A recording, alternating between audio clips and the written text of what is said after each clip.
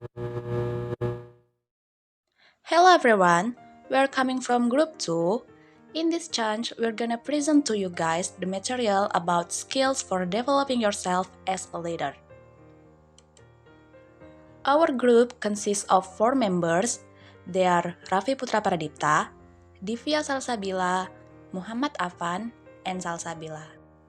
Here is our learning objectives. First, skills and development relations. Second, explanation of leadership skills. This part consists of your first 90 days as a leader, learning from experience, building technical competence, building effective relationships with superiors and peers, and last, development planning. Third, case study, and fourth, summary. Before we jump to the material, let's watch this short video.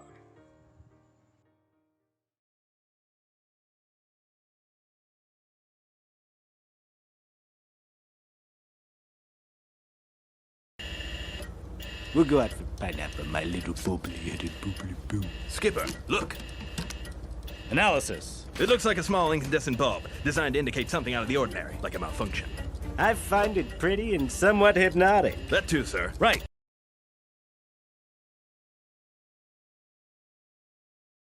Rico, manual.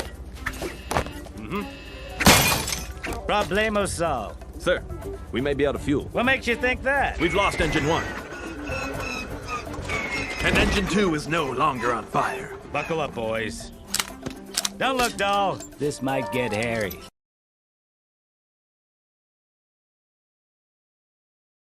Attention! This is your captain speaking. I've got good news and bad news. The good news is we'll be landing immediately. The bad news is we're crash landing. When it comes to air travel, we know you have no choice whatsoever. I know you won't mind when I tell you. Come on, tell me anything. Tell me what? I broke your iPod. What? The buttons were so small. It made me mad. The horror! I'm sorry. I'm gonna kill you, It was an accident. It was an accident. I'm sorry. Did you know?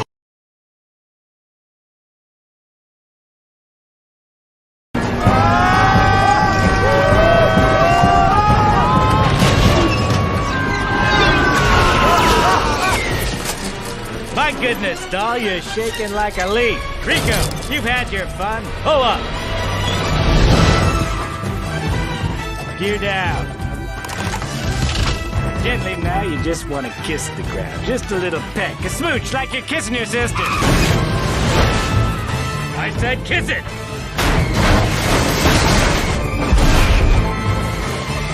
Now just a little break. Just a tap.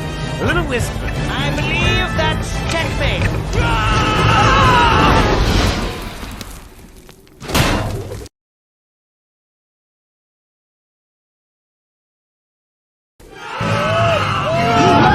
Commence emergency landing procedure. Flaps up. Deploy.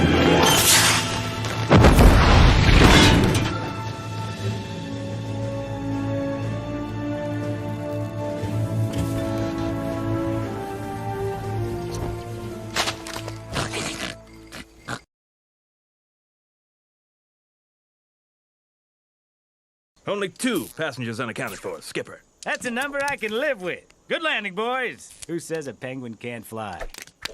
Everyone have potential to be a leader, but not all of them have skills to develop it. Skills refer to a person's learned ability, proficiency, or capacity to perform specific tasks, actions, or activities effectively.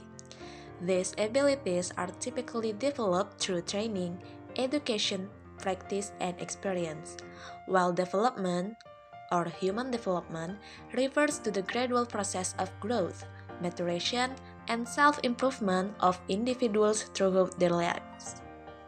Skills and development are intertwined concepts, with skills serving as the building blocks of personal, professional, and societal growth. Skills play a crucial role in personal and professional development, and individuals often seek to improve and diversify their skill set to enhance their career prospect, problem-solving abilities, and overall quality of life. Your first 90 days as a leader. What follows is a roadmap for helping people make successful transitions into new leadership positions. The day before you start, do your homework. Once candidates have landed new positions, they should seek additional information about their new jobs as well as set up some of the activity that need to take place during their first 2 weeks at work. The first day, you get only one chance to make a first impressions. New leaders have two critical tasks the first day on the job: to meet their new boss and their new team. The first 2 weeks lay the foundation. During the first 2 weeks, new leaders will want to have one-on-one meeting with key team members, peers, and individuals who were once part of the team. The key objective for these meetings are to learn as much as possible, develop relationships, and determine future allies. The first 2 months, strategy, structure, and staffing. New leaders need to spend the next 6 weeks gathering more external information, determining the directions, finalizing the appropriate structure, staffing for the team, and socialize with their boss and peers before making any personal decisions. Although it will be so hard to obtain, new leaders should also seek feedback from others during their first 2 months with the organization. The third month, communicate and drive change. At this point, in a new leader's tenure, has developed a vision of the future and can articulate how the team will win, identify the what, why, and how of any needed changes, and define a clear set of expectations for team members. After finalizing team structure and staffing, creating a team scorecard, and establishing a new operating rhythm, new leaders should be well on the way to success. Learning from experience, creating opportunities to get feedback. Some of the most helpful information for developing your own leadership can come from asking for feedback from others about their perceptions of your behavior and its impact on your group's overall effectiveness. Taking a 10% stretch.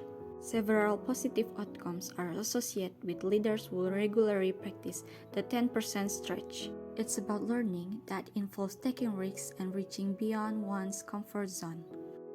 Learning from others. Leaders learn from others, first of all, by recognizing that they can learn from others, and importantly, from any others. Similarly, leaders also can learn by asking questions and paying attention to everyday situations. Keeping a journal.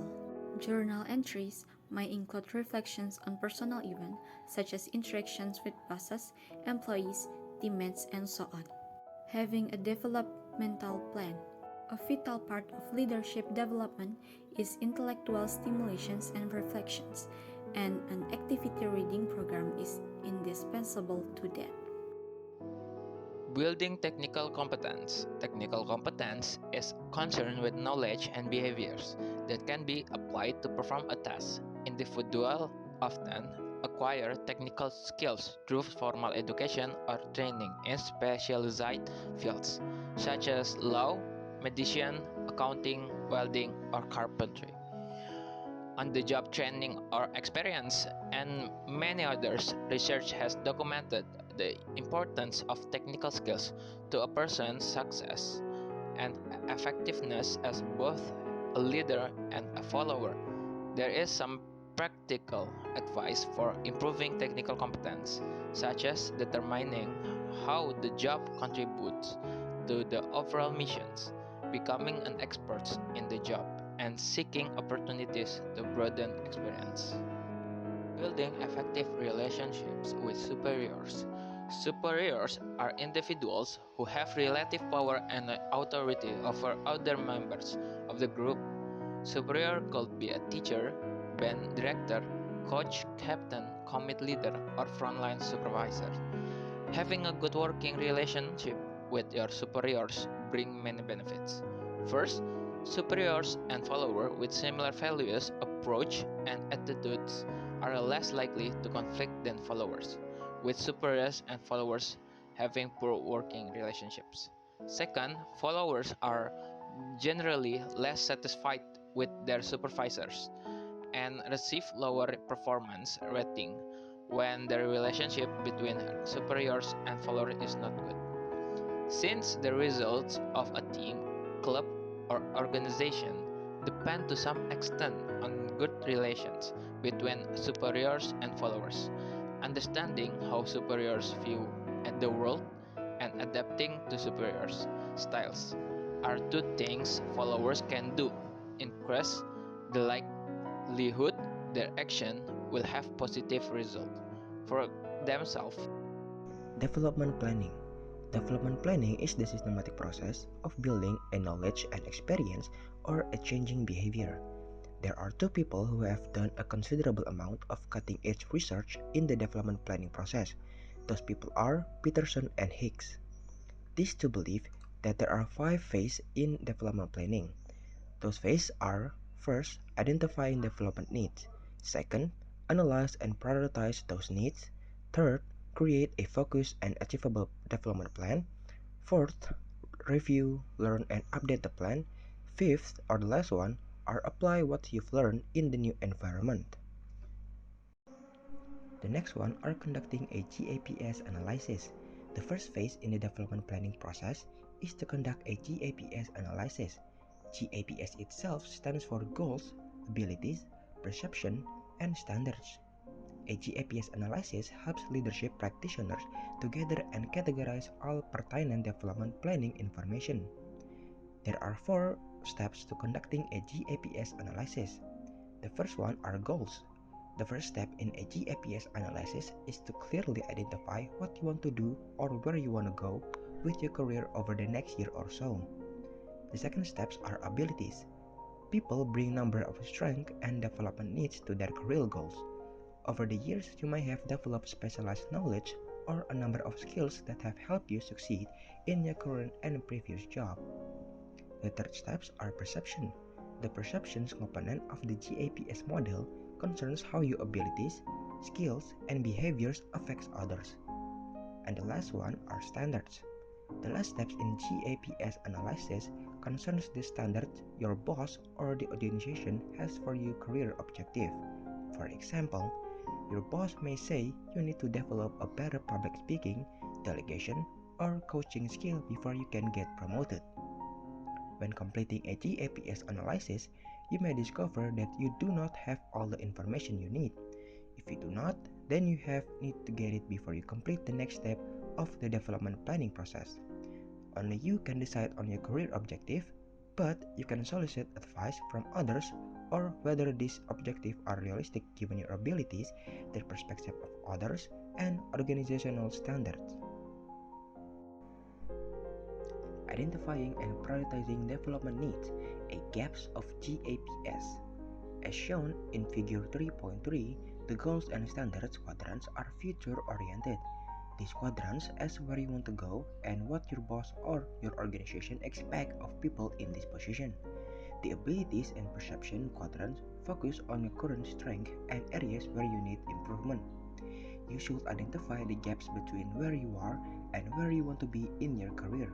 To do this, review the information in your analysis, find common themes, and figure out what specific behaviors, knowledge, experience, or skills you need to work on to achieve your career goals. Bridging the gaps, building a development plan. A gaps of the GAPS analysis helps leadership practitioners to identify high priority development needs, but it does not spell out what leaders need to do to meet these needs. A good development plan is like a roadmap.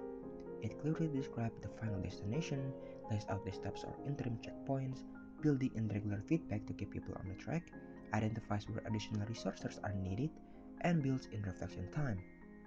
The specific steps for creating a high-impact development plan are: Step 1. Career goals. Start by setting your career objective, which is where you want to be in your career in about a year. Step 2. Success criteria. Determine what success would look like for developing a special skills or behaviors. This can be a little bit tricky, especially for softer skills like communication or conflict management. Step 3 are action steps. Plan the practical, on-the-job action you'll take to improve. Sometimes it's hard to come up with these steps. Step 4 are feedback and recess. Decide who you need feedbacks from and how often you stay on the track. Step 5 are stretch assignment.